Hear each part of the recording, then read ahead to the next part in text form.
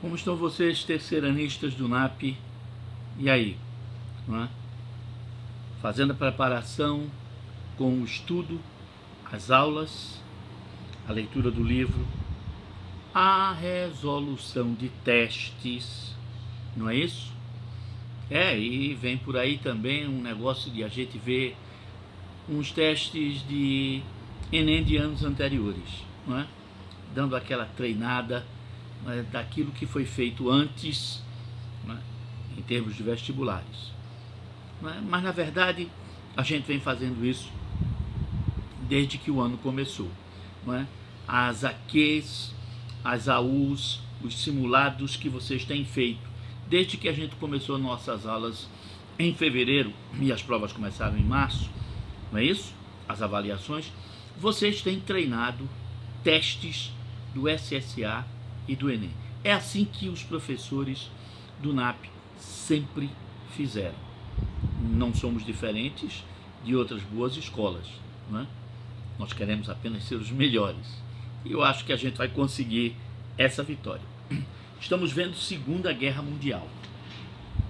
Estou aqui com o livro aberto, estou aqui com o meu roteiro, não é isso? Muito bem.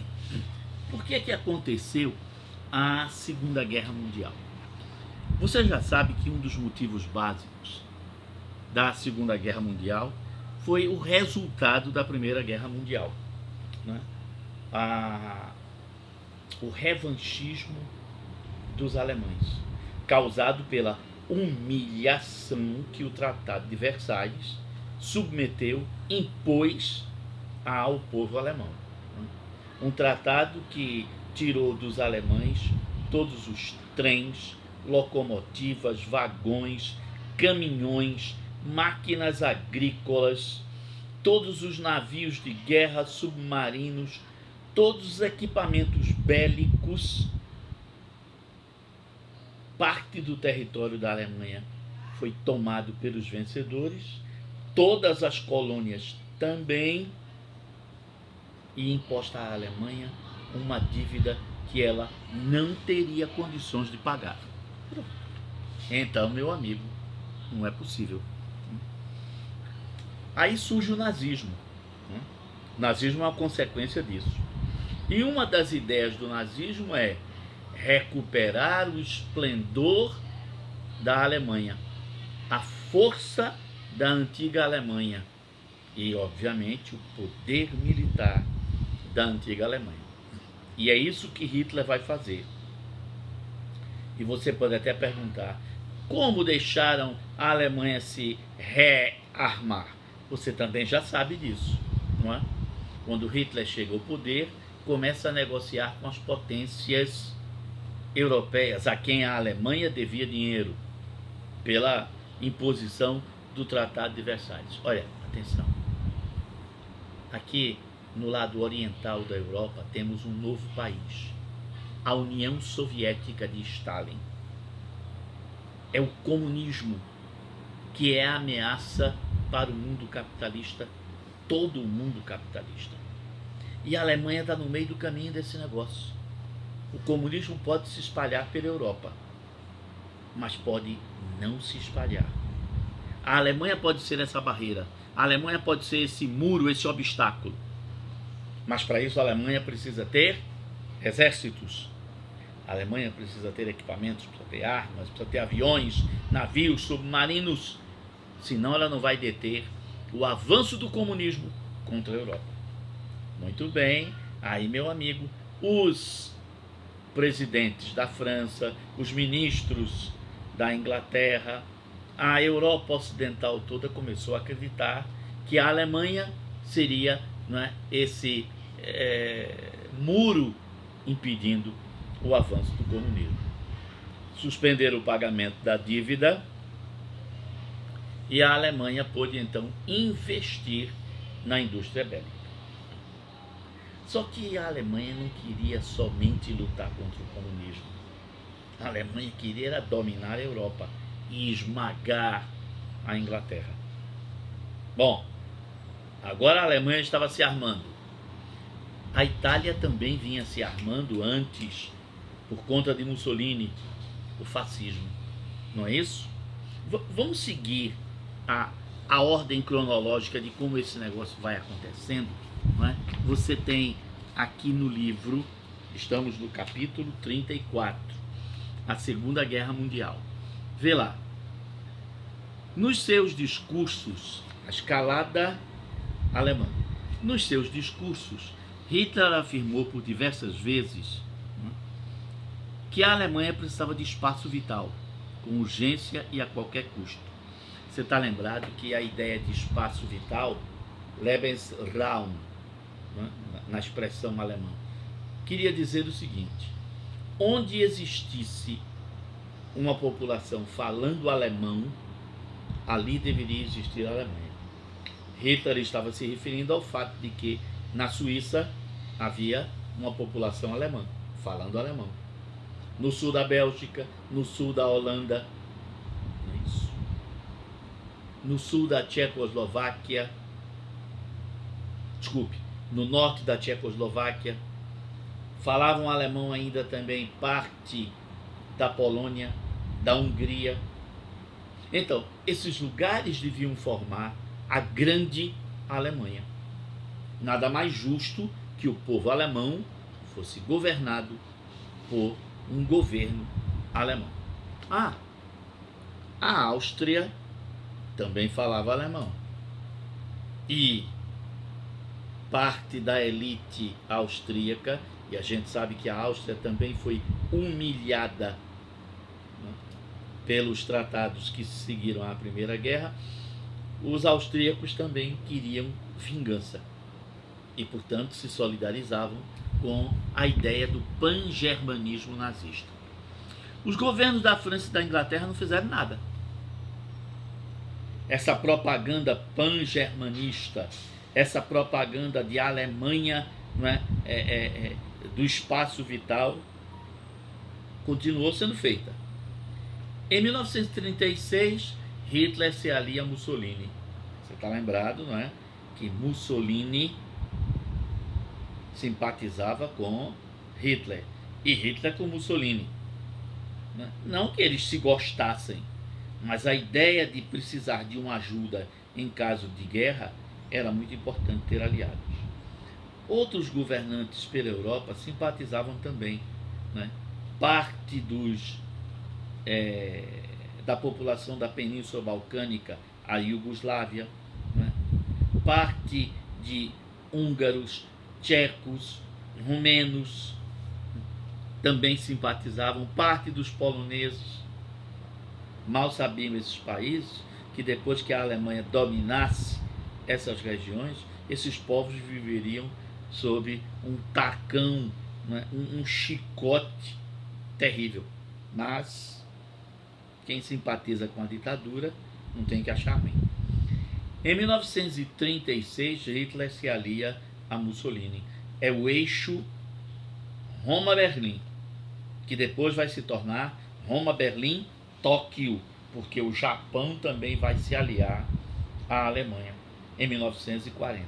Mas a gente chega lá. Aí, não é? A Alemanha vai participar da Guerra Civil Espanhola, junto com a Itália.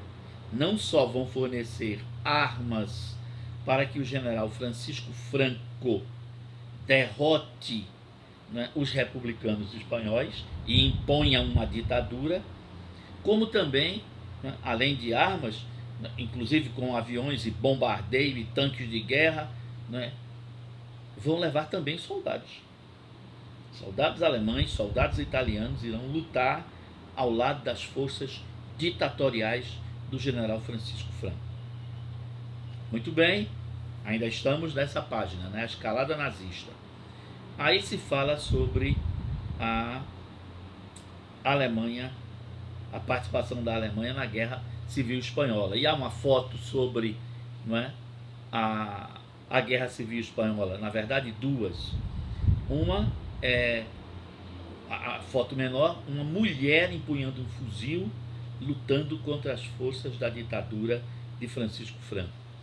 E a outra, não é, uma faixa, né, no centro de Madrid, com a expressão não vão passar.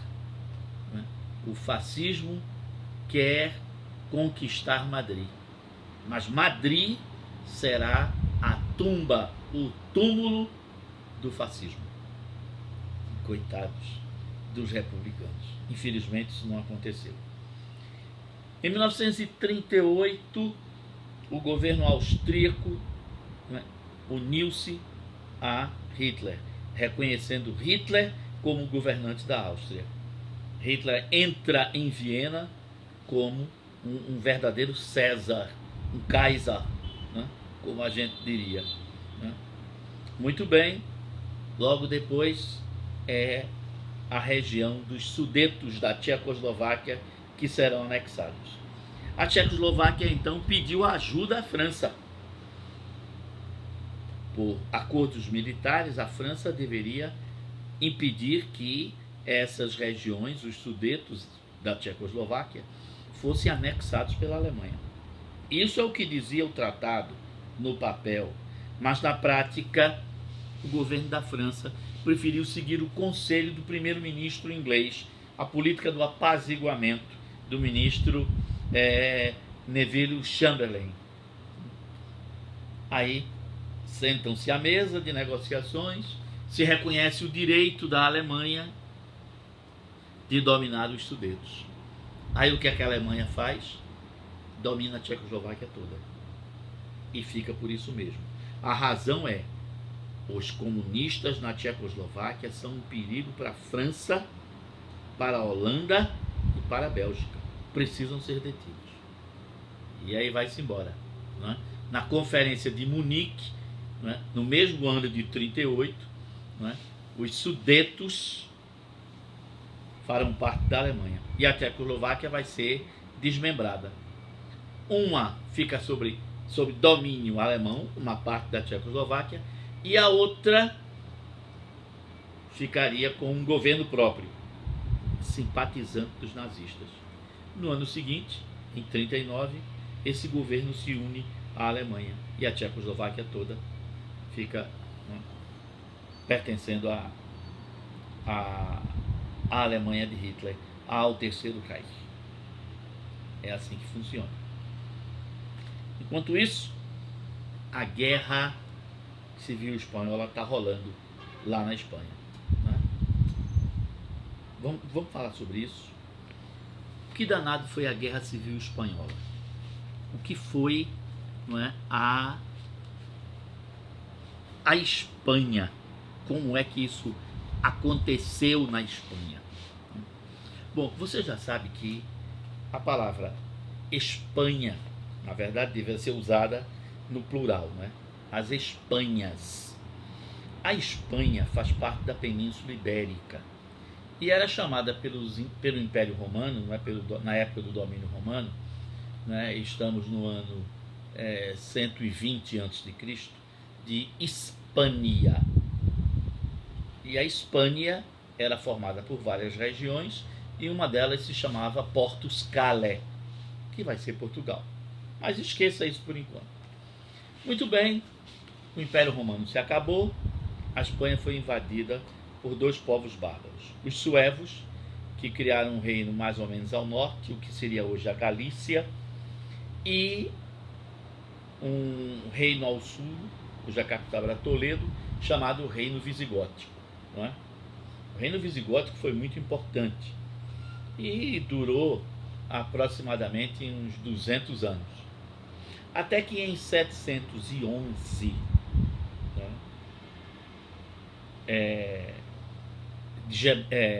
o Muhammad Tariq, um chefe muçulmano do Marrocos, juntou suas tropas, atravessou, não é, a área de Ceuta e chegou no outro lado de terra, que é o que a gente chama hoje de Gibraltar. Pronto. Começava a invasão muçulmana à Península Ibérica.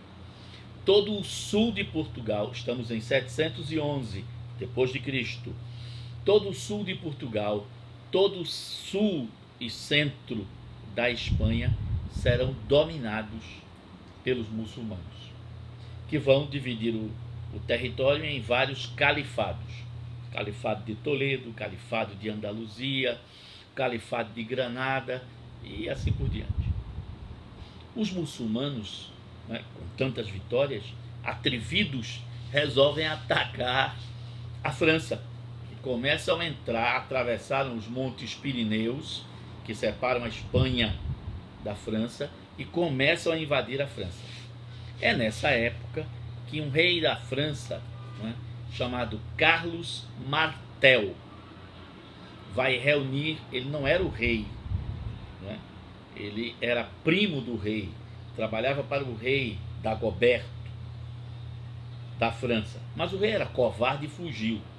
Carlos Martel então reuniu a nobreza da França, estamos em 732, e Carlos Martel, através da Batalha de Poitiers, impediu a invasão muçulmana à França.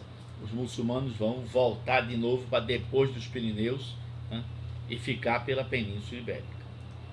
Muito bem, o tempo vai correndo, os califados da Península Ibérica crescem, ficam importantes, ricos, comerciam com o norte da África, comerciam com Bizâncio, por incrível que pareça, né? Terminam comerciando também com o feudalismo, né, europeu, a Inglaterra, a França, o Sacro Império Romano Germânico, que era a Alemanha. E enquanto isso, lá no norte da Espanha, forma-se um pequeno reino, um reino cristão, chamado Reino das Astúrias. Em 910, morre o rei Pelaio III, e os filhos de Pelaio, são 3, dividem o pequeno reino em 3 partes. O reino de Leão, o reino de Aragão e o reino de Navarra. São 3 pedacinhos pequenos de terra, né? 3 reinos pequenos, típico da mentalidade feudal, né? Dividir, né, em vez de se juntar, fortalecer. Muito bem, aí vem as cruzadas, né? A invasão dos turcos seljúcidas à Terra Santa, matando cristãos, cometendo atrocidades, e vem o ideal de expulsar os muçulmanos. E lógico, o Papa Urbano II, né, convoca a nobreza feudal europeia a ir lutar e reconquistar Jerusalém. E aí, lógico, os reis de Leão, Navarra e Aragão começam a dizer: peraí, vocês querem brigar contra muçulmano? Tem um monte de muçulmano aqui perto de vocês, na Península Ibérica, venham para cá. Mas atenção, o que dava status era você ir brigar no Oriente. Brigar aqui não era assim, né, um Abrastemp, up to date. E o que é que vai acontecer? Nobres ricos vão brigar no Oriente, onde havia riquezas fabulosas. Pelo menos é o que se dizia. Mas nobres que não tinham condições de fazer uma viagem tão longa e que não tinham terras, eram aqueles filhos de senhores feudais que não eram os primogênitos. Você está lembrado dessa história, não é? No mundo feudal, quando as terras começaram a se tornar escassas, você não podia dividir um feudo entre todos os filhos. E aí se criou o direito da primogenitura, ou seja, só o filho mais velho herdava a terra. Então, um monte de nobres, que eram filhos de nobres, mas que jamais seriam ninguém porque não iam ter terra. Esses nobres, então, cavaleiros, vieram brigar na Península Ibérica. Então, da França veio um monte, da Inglaterra também, da Alemanha também. Quem não podia, não é, lutar lá no Oriente porque era caro demais, veio brigar para cá. E o rei de Leão era o que comandava essa guerra. Essas guerras, na verdade, foram várias, dos reinos cristãos, Leão, Navarra e Aragão, contra os muçulmanos, são chamadas de Guerras da Reconquista, ou simplesmente a Reconquista. Pronto. E aí, lógico, né, esses três reinos começaram a lutar. Muito bem, nessa época, nós estamos em 1096, que dois nobres franceses primos, Dom Henri e Dom Raymond, Dom Henrique e Dom Raimundo, vindos de Borgonha. Borgonha era um feudo importante, onde muitos reis franceses tinham castelo. Esses camaradas tinham parentesco com o rei da França, eram primos do rei da França, mas só tinha o cavalo, a nobreza e o cavalo, e mais nada. Mas eles eram pessoas importantes. Então, Dom Raimundo e seus comandados lutaram ao lado de Afonso VI de Leão. E Leão, então, e Afonso resolveu premiar Dom Raimundo. Dom Raimundo casa com a filha de Afonso VI, a princesa Dona Urraca. O nome pode não parecer bonito, mas a mulher era bonita, e além disso ela é herdeira do trono de Leão, e dá a ele o título de conde. Ele não era ninguém, vai virar o conde Raimundo de Borgonha, marido da futura rainha de Leão. E o primo de Raimundo, Dom Henrique de Borgonha, vai também ganhar o título de conde, o Conde de Portugal, uma região, que foi conquistada dos muçulmanos. E a mão da filha bastarda, a filha ilegítima de Afonso VI, Dona Teresa, em português hoje, Pois muito bem, é aí a origem do reino de Portugal. As lutas continuaram e do reino de Leão nasce um outro reino, o reino de Castela. Com o tempo e as lutas expulsando os muçulmanos, restam somente 3 reinos cristãos. O reino de Portugal, que também lutava contra os muçulmanos, mas se separou de Leão e de Castela. O reino de Castela, o reino de Navarra e o reino de Aragão. Em 1469, quando só restava um califado, o califado de Granada, Fernando, rei de Aragão, casa com Isabel, rainha de Castela. Com esse casamento surge a Espanha, o reino da Espanha, unindo aqueles antigos reinos, Leão, Castela, Navarra e Aragão, num reino só. Teoricamente, há uma união, administrativa, mas continuaram os títulos, Isabel continuava rainha de Castela, mas não era rainha de Aragão. Fernando era rei de Aragão, mas não era rei de Castela. Mas ambos eram reis de um novo país chamado Espanha.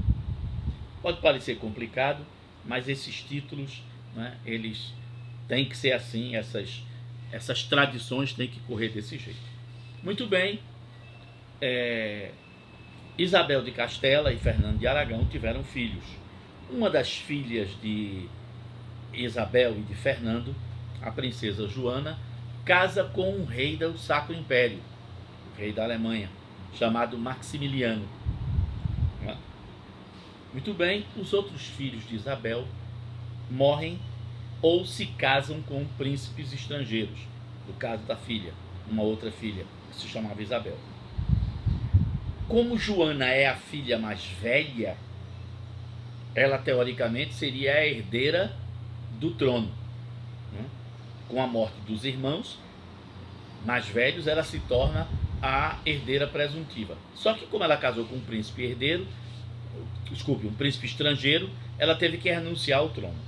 Muito bem, morre Isabel, morrem os filhos, Fernando fica viúvo.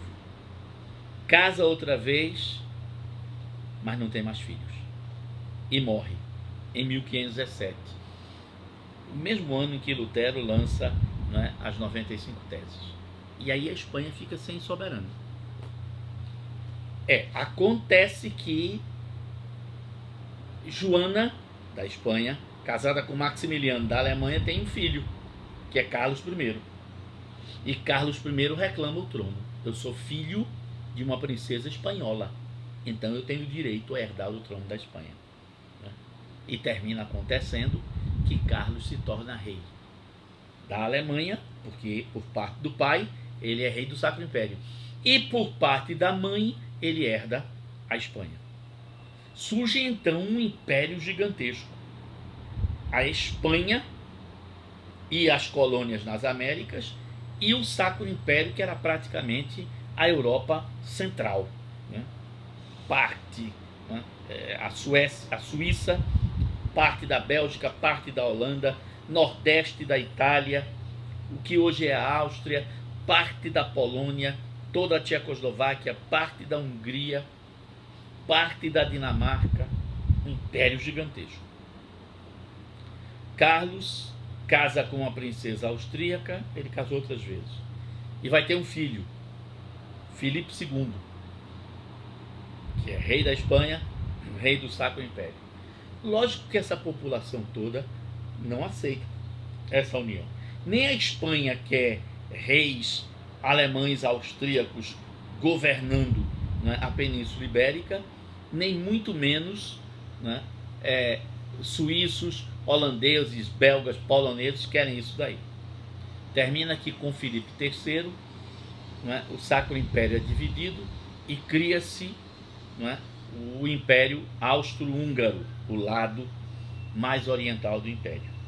Lembre também que Filipe II, como era filho de uma princesa portuguesa, não é isso? Porque Maximiliano casou também com uma princesa portuguesa, filha de Dom Manuel, Manuel de Portugal.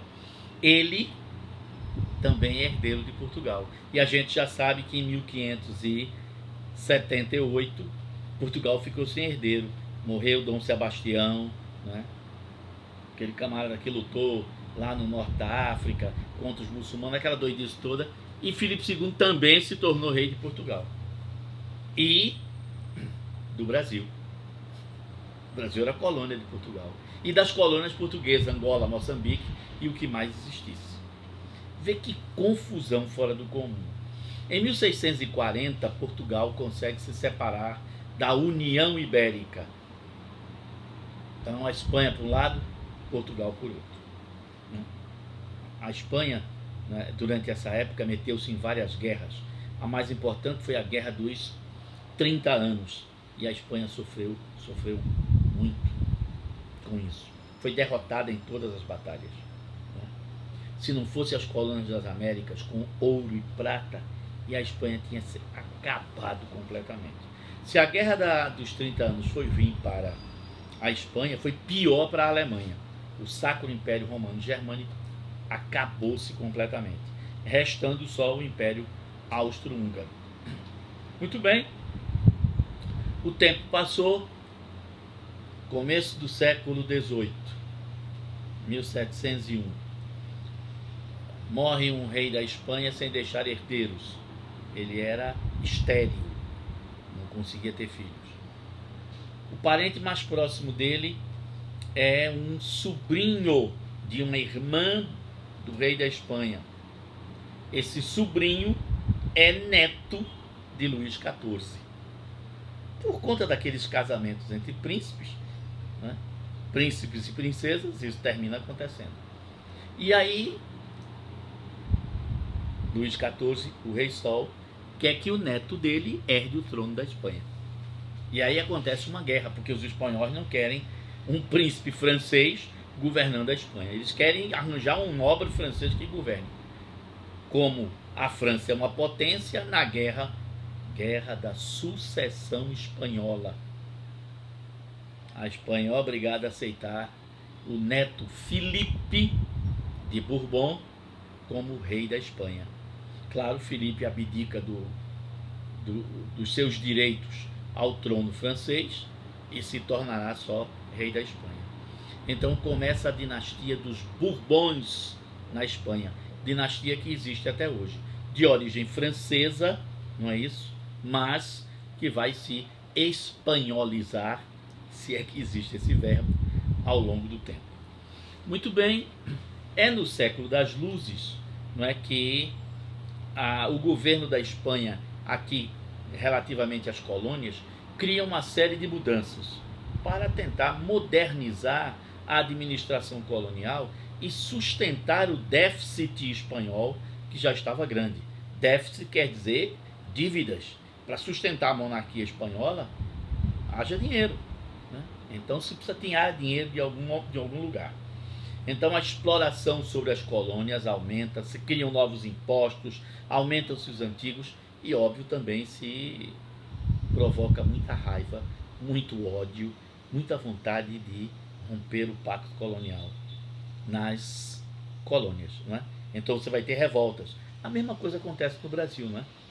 As revoltas coloniais, as conjurações do século XVIII, querendo fazer a separação entre Portugal e o Brasil. A mesma coisa vai acontecer com as colônias espanholas aqui nas Américas em relação ao Império Espanhol, ao governo da Espanha. Aí vem a Revolução Francesa e todo rei absolutista da Europa ficou com medo.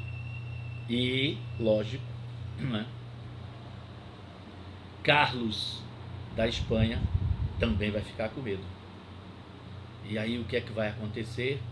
Com medo da Revolução Francesa, todo mundo se une para brigar contra a França, contra a República Francesa. Mas um general francês que trabalhava para o diretório começa a ter vitórias nas batalhas. É Napoleão Bonaparte, exatamente. E Napoleão termina consolidando a Revolução Francesa através de um golpe, que na verdade não foi um golpe, não foi um arrumadinho que a burguesia francesa fez para Napoleão chegar ao poder e encerrar as disputas entre jacobinos e girondinos. Napoleão no poder. De início, Napoleão quer amizade com todo mundo, mas logo Napoleão mostra que veio. Ele quer levar os ideais da Revolução para a Europa inteira e, óbvio, ele quer submeter a Europa ao seu domínio. Começam as guerras napoleônicas e Napoleão sai derrotando a Áustria, sai derrotando a Holanda, a Bélgica, o Piemonte, as tropas do Papa, a Espanha, a Prússia. Pronto. Em 1806, Napoleão decreta: ninguém pode ninguém pode comerciar com a Inglaterra. País que desobedecer vai ser invadido. Todo mundo fica calado. A Espanha depende do comércio com a Inglaterra, Portugal também. E aí o que vai acontecer? A Espanha e Portugal vão continuar comerciando com a Inglaterra. Napoleão então manda o irmão dele, Zé Bonaparte, invadir a Espanha. E a Espanha é conquistada. E Zé Bonaparte vai invadir também Portugal. Zé Bonaparte se torna rei da Espanha. Então, durante um curto tempo, né, a Espanha foi governada por um irmão de Napoleão.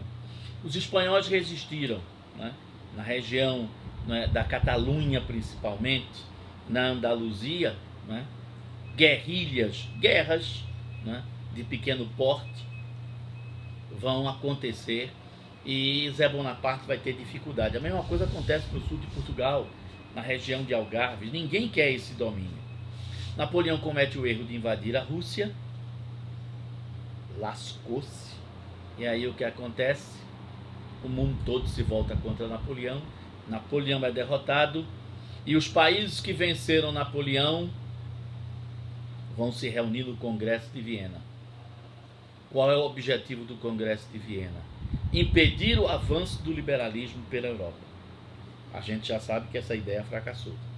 Fracassou em todo lugar. Em 1817, né, 3 anos depois do Congresso de Viena, houve uma revolução liberal na Espanha e o rei da Espanha, Fernando VII, vai ser obrigado a aceitar uma constituição. Em 1820, no Porto, Portugal, acontece uma revolução liberal e Dom João VI, que está no Brasil, tem que voltar para Portugal e aceitar uma constituição que limita o poder real. Pronto. Aí começa o século XIX para a Espanha, que foi muito ruim. Por quê? Porque entre 1811, com Napoleão ainda agindo, até 1830, a Espanha perderá praticamente todas as suas colônias aqui nas Américas. É o México, os países da América Central, Colômbia, Venezuela, Peru, Equador, Bolívia, Chile, Argentina. O Uruguai, a Espanha já tinha perdido para o Brasil. Dom João VI, né, quando chegou aqui, invadiu o Uruguai. E a esposa dele, a princesa Carlota Joaquina, ficou como regente do Uruguai. Quando o Brasil ficou independente, em 1822, o Uruguai virou província cisplatina.